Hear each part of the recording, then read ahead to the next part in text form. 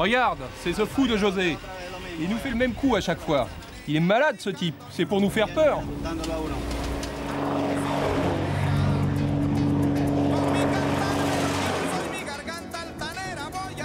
Bonjour la mort. Essaie de m'attraper pour voir. Mon nom est José Gutiérrez. Je suis pilote de fumigation. Cela fait 10 ans que je travaille dans les llanos en Colombie. Ma passion, c'est voler.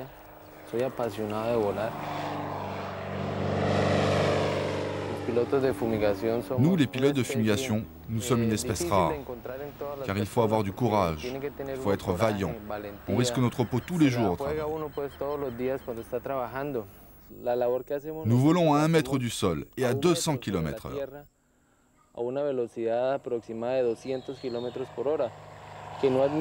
Une erreur n'est pas permise. Tu descends trop et tu t'écrases. Un coup de manche de travers et c'est fatal. En plus, nous transportons un produit mortel.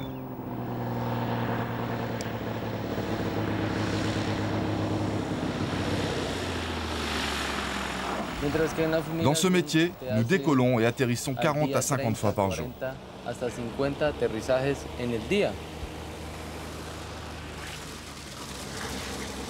La rapidité dans le travail, c'est primordial. Au sol, le pompiste doit remplir l'avion très vite et nettoyer le pare-brise.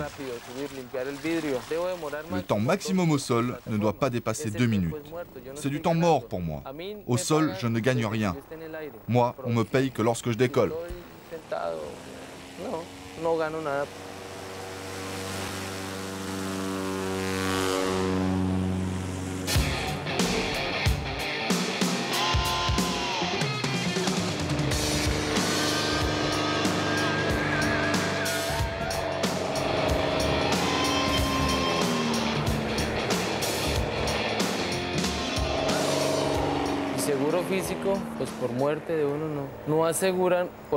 Ici, il n'y a pas d'assurance. Dans la fumigation, tu ne trouveras personne qui veuille t'assurer. Ils disent que nous sentons la mort.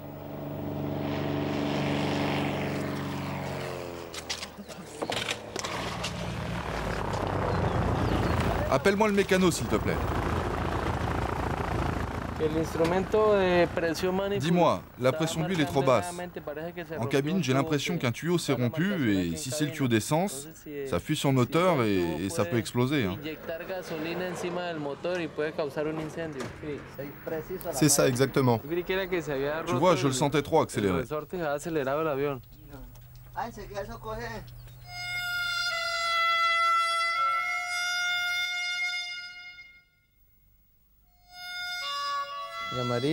Maria, le café.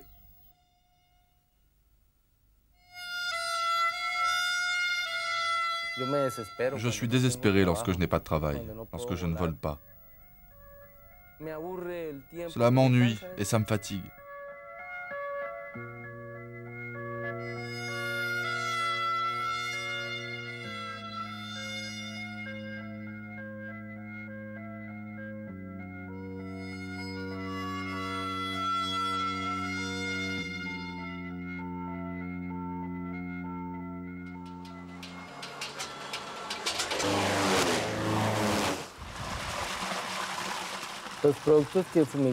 Ces produits sont dangereux pour les pilotes, mais aussi pour les assistants, pour tous ceux qui les manipulent. Mais ils sont nécessaires, car si les agriculteurs ne les appliquent pas, ils perdent leur récolte. Ça, c'est mon champ. Tu dois passer et fumiger là. Tu vois? Ok, ça c'est le centre, d'accord.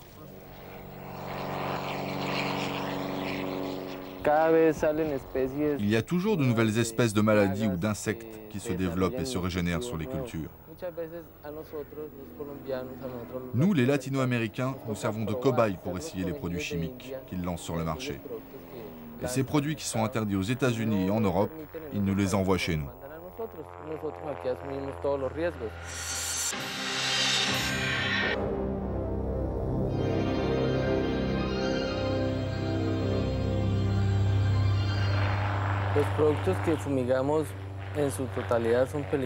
Ces produits sont très toxiques, puisqu'ils tuent les insectes et les mauvaises herbes.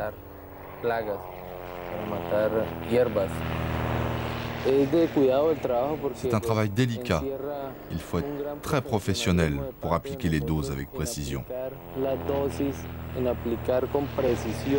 Car tu peux détruire toute la faune autour.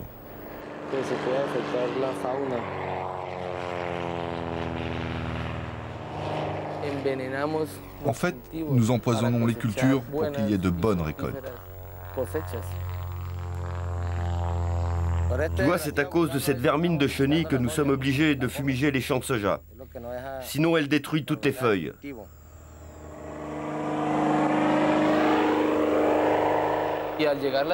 Le soir, lorsque je termine, je suis complètement épuisé, comme si j'avais joué 2 parties de football. À 9 h, après avoir pris quelques bières, eh bien, je vais me coucher.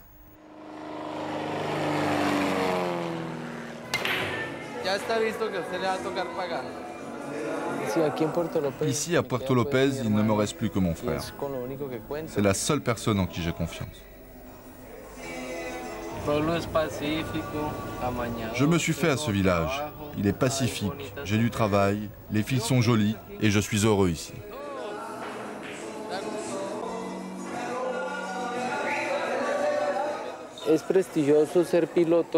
Être pilote, c'est prestigieux. Les gens t'admirent car tu prends des risques et ils te prennent pour un fou.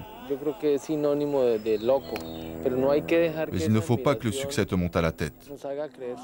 Au contraire, il faut rester humble pour ne pas perdre le contact avec les gens.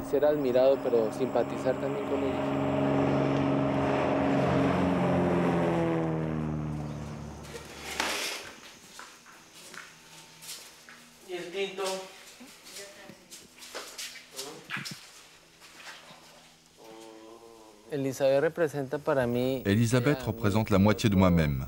Si dans mon métier je fais des folies, elle représente pour moi la paix, un oasis dans ma vie. Quelque part, elle me comprend, elle me protège, elle me donne tout son amour. J'ai vraiment besoin d'elle pour exercer mon métier. Si je n'étais pas bien, je ne pourrais pas me concentrer.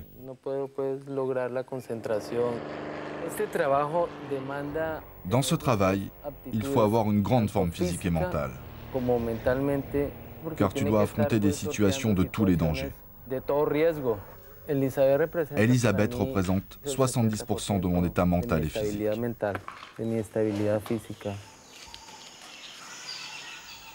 Tu me lis la Bible?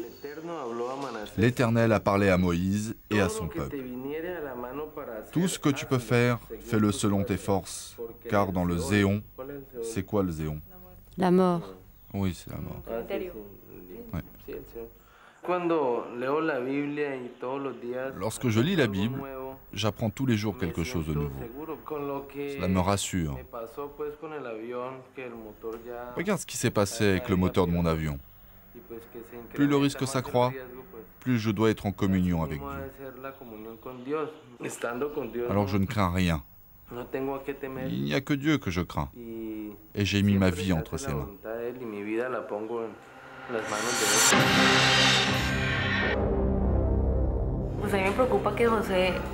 J'aime pas que José vole dans cet avion en mauvais état. C'est un professionnel. C'est à lui de savoir ce qu'il doit faire. Il connaît bien son avion et sait ce qui est bien ou pas bien.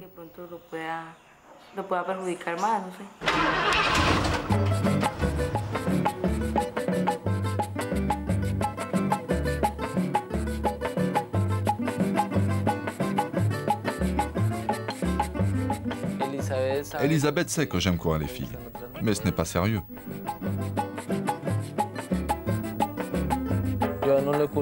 Je ne lui cache rien. Notre relation est solide et chacun sait ce qu'il attend l'un de l'autre.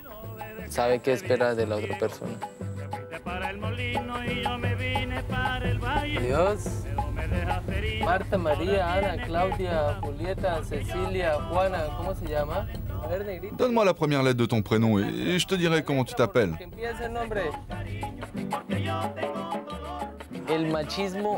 Le machisme a toujours été et sera toujours. C'est écrit dans la Bible que l'homme sera supérieur à la femme. C'est écrit par Dieu.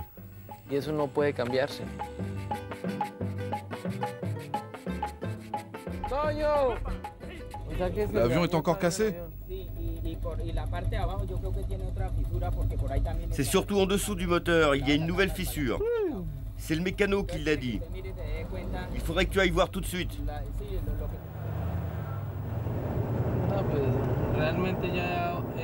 J'ai vraiment abusé de cet avion.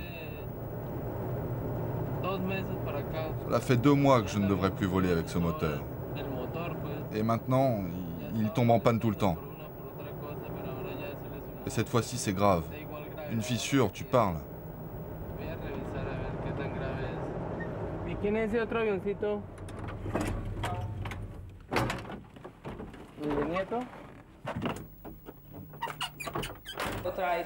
La fissure est là, sous le moteur. L'huile s'échappe par ici.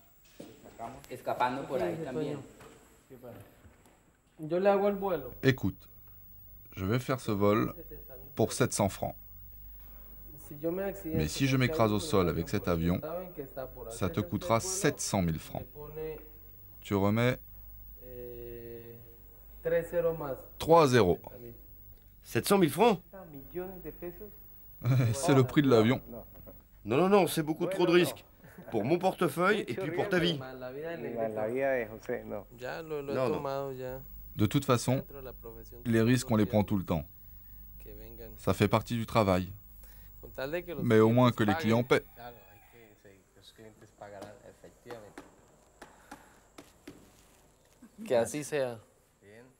Ok, ça marche. Tu peux me payer d'avance?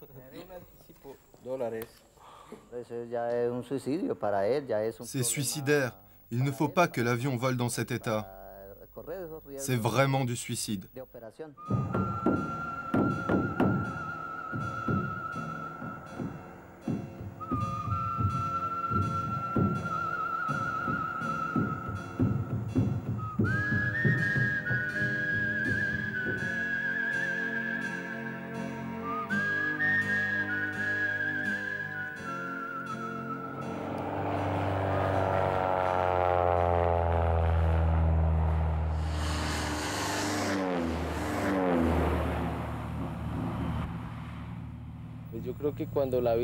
Lorsqu'on s'ennuie dans la vie, il faut prendre des risques.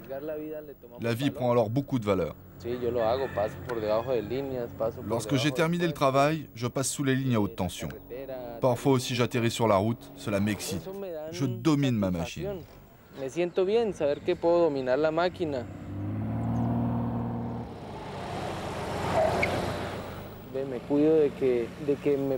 La mort, je la sens proche. Je joue avec elle. Mais je la respecte.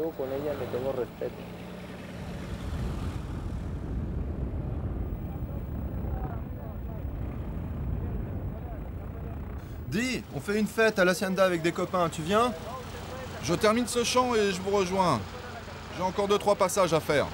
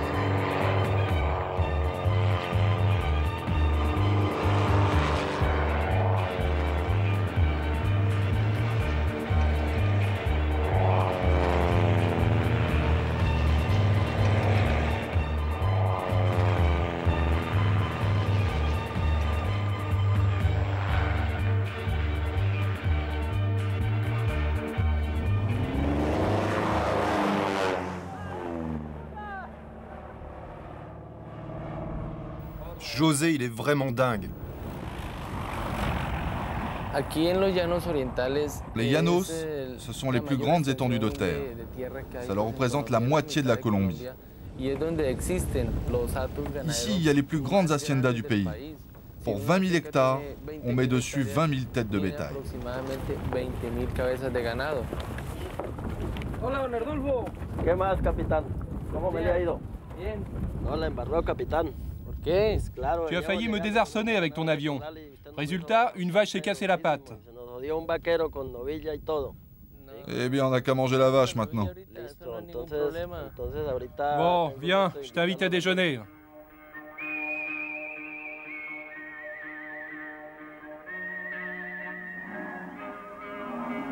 Esos que llamamos vaqueros.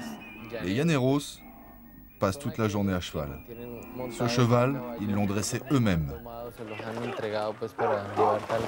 Ils sont le symbole des llanos, comme les cow-boys aux États-Unis.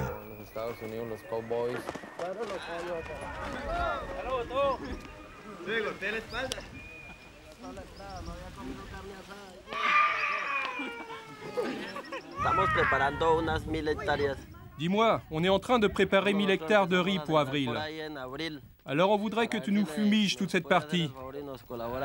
Oui, bien sûr. A partir de mayo, empezar a bolivar aquí, a fumigarnos esos arroces. Carmen, venga a ver, hombre. ¿Quién le dio usted el cuchillo? Compadre.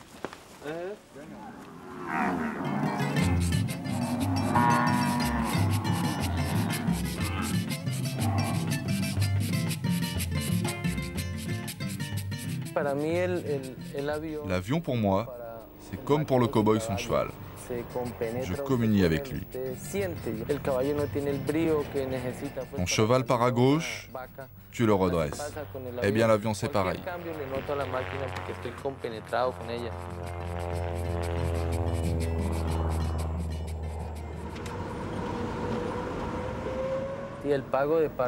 Pour se faire payer par les agriculteurs, c'est tout un problème. Regarde cette liste. Toi qui es belle, ils ne vont pas refuser de payer.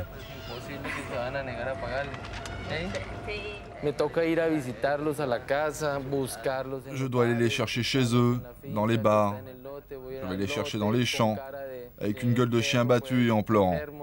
Et même lorsqu'ils me voient comme ça, certains ne veulent pas payer tout de suite, d'autres me disent qu'ils n'ont pas d'argent. C'est embêtant.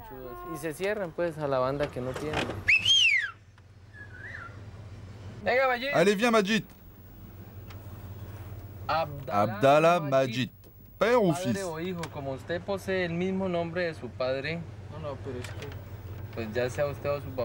Ça peut être toi ou ton père. 4000 francs. Qu'est-ce que c'est que ça? C'est une facture? Oui, de la fumigation. Tu peux me régler avec ce que tu as, des vaches, des chèvres, chèques, n'importe quoi qui ait de la valeur. Ma maison? Oui, si tu as 2 jolies filles à l'intérieur. J'ai eu 3 accidents graves et beaucoup de mes amis pilotes se sont tués.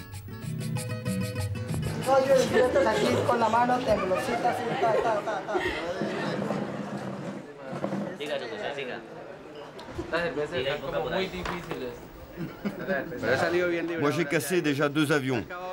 Lors d'un décollage, le moteur a lâché et je me suis écrasé sur une colline. J'ai été éjecté avec le siège, grâce à Dieu. Comment s'appelait l'endroit où tu es tombé? Le chemin d'aventure. Non, non, non, c'était une fosse à purin. Un jour, en plein vol, j'ai rencontré un essaim d'abeilles qui s'est engouffré dans le moteur. Ça l'a étouffé et je suis tombé de 70 mètres. Je n'ai rien eu, c'est un miracle. Grâce à Dieu. Par contre, l'avion...